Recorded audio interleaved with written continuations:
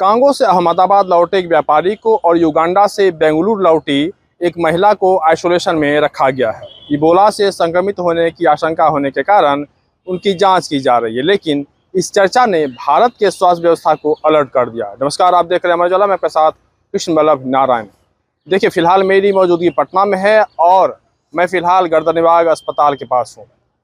बिहार के ही नहीं बल्कि पूरे देश के स्वास्थ्य व्यवस्था को केंद्र सरकार ने अलर्ट कर दिया है। स्वास्थ्य व्यवस्था ने अपने सारे अस्पतालों में यह मैसेज दिया है कि वह अलर्ट हो जाएं। यहाँ तक कि अस्पताल में पीएचसी से लेकर सदर अस्पताल तक, मेडिकल कॉलेज तक और यहाँ तक कि एयरपोर्ट तक पे खास करके डॉक्टरों की तैनाती की गई है, ताकि अगर इबोला के अगर संदिग्ध मरीज अगर पाए जाते हैं तो उन्हें आइसोलेट किया जा सके और उनकी जांच करने के बाद उनका इलाज किया जा सके। फिलहाल मेरी मौजूदगी अस्पताल के पास है और मैं फिलहाल अब आपको दिखाऊंगा कि किस तरह की व्यवस्थाएं पटना के अस्पतालों में की गई हैं। देखिए, चमकी बुखार और इबोला को लेकर स्वास्थ्य विभाग पूरी तरह से अलर्ट है और यहाँ पे फिलहाल मेरी मौजूदगी गर्दनीबाग अस्पताल में है। बेड की व्यवस्था की गई है, लेकिन जो सिविल सर्जन है यहाँ पे उन्होंने स्पष्ट रूप से कहा कि फिलहाल अभी सीमित बेड है, लेकिन अगर मरीजों की संख्या अगर बढ़ती है तो बेड भी बढ़ाए जाएंगे। फिलहाल मैं आपको तस्वीर दिखाऊं कि यहाँ पे जो बेड की जो व्यवस्था की गई है वो मैं आपको दिखाऊं।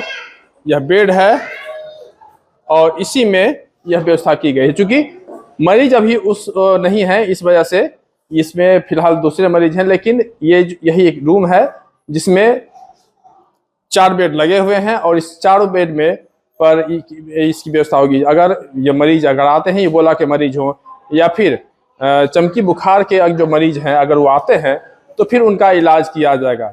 यहाँ पे सिविल सर्जन से मेरी बात हुई, क्या कुछ कह रहे हैं, आप उनकी बात को सुनिए। इबोला को लेकर पूरा महकमा अलर्ट मोड में है और निर्देश भी है और अभी हमारे यहाँ कोई केस नहीं है। ऐसा पटना में खास करके अभी कोई केस रिपोर्ट नहीं हुआ है और एयरपोर्ट के माध्यम से आने की संभावना अगर बनती है, जो हम लोगों का मार्ग है, क्योंकि ये बाहर से आने वाले लोगों में ही ये संक्रमण होता है, तो वो अगर आते हैं तो एयरपोर्ट पर हमारा कम्युनिकेशन है कि अगर ऐसे केस या किसी ऐसे लक्षण वाले लोग आएंगे तो हम लोग उसके लिए अलर्ट हैं। और हम लोगों ने उससे कहा कि देखिए, हमारे यहाँ व्यवस्थाएं हैं और व्यवस्थाएं पूरी तरह से की गई हैं।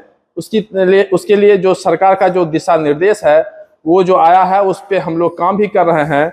जिस तरह की व्यवस्थाएं होनी चाहिए वो सारी व्यवस्थाएं की जा रही हैं और फिलहाल अभी जो बेड है, बेड की व्यवस्था की गई है और सब कुछ हमारे यहाँ तैयार है।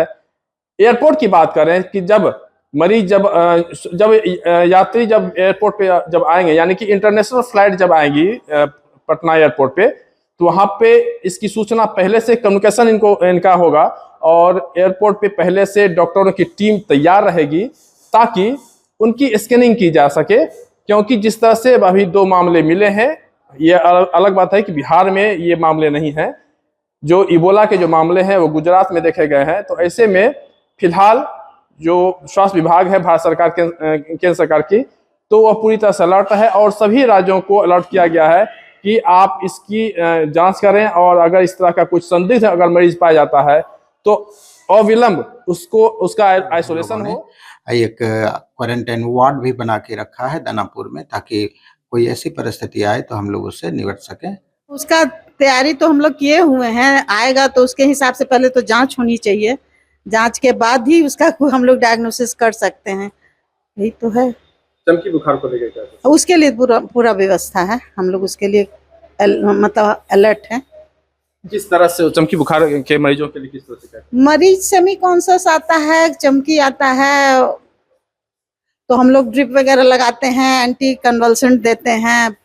फीवर रहता है, फीवर डाउन करते हैं, ब्लड शुगर लेवल को टेस्ट करते हैं, उसके अकॉर्डिंगली डेक्सट्रोज वगैरह चलाना पड़ता है। ये फिनोबार के ये डाल के, एप्सोलिन वगैरह डाल के हम लोग पानी चलाते हैं। अभी कोई मरीज है या नहीं है? एक आया था, उसको हम लोग सेल्फ ट्रीटमेंट करके उसको फिर हायर सेंटर भेज दिए थे। कब की बात है? ये था लास्ट मंडे और वेडनेसडे को मॉर्निंग में आया था। पटना का था या पटना का था, लोकल था हमारा मरीज। सर, चमकी बुखार से जो पीड़ित जो बच्चे होते हैं अभिभावक क्या उनके लिए करें, क्या नहीं करें? उसमें सबसे बड़ी बात होती है कि बच्चों को खाना खिलाने के विषय में हम लोग सचेत करते हैं कि बच्चे भूखे पेट ना रहें और वो बाहर निकलें। और बाहर निकलने में जो लोगों को कहा जाता है कि बच्चों को थोड़ा-सा सावधान रखें और ख़ास करके ये भूखे पेट नहीं होने चाहिए। रात में भी उसको खाना खिलाकर ही सुलाएँ।